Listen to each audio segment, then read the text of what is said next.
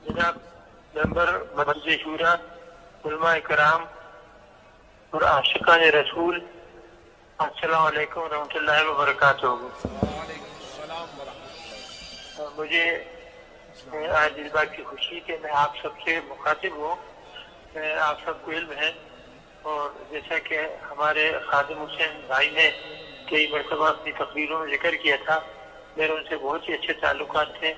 वो मुझसे बेहद मोहब्बत करते थे और मैं उनसे बेहद मोहब्बत करता था और हम दोनों का एक ही मकसद था, इश्क़ रसूल तो नामों से रसूल की हिफाजत। और इसी में देखिए उन्होंने माशाअल्लाह की और खुदा कुर्बान की और जिस तरह उनकी नमाज जनाजा अदा की गई पूरी दुनिया में, उसने सबको हिला कर रख दिया कि पाकिस्तान में इतने रसूल मौजूद हैं कि इतने बड़े मैदान में भी जगह नमाज पढ़ने की जगह नहीं थी।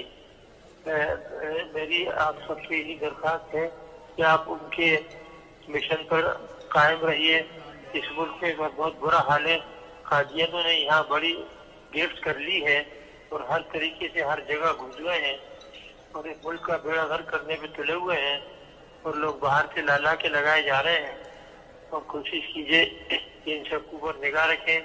इनसे सब ये भी जरूरत हो गई है कि ये कलाम मजीद के अंदर तब्दीली करके और वो मुफ्त बांटते फिरते घरों पे।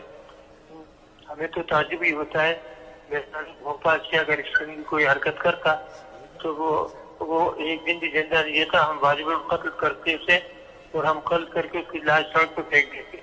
तो कलाम मजीद के अंदर तब्दीली करता या नामूस रसूल की कोई बेहुरमती करता।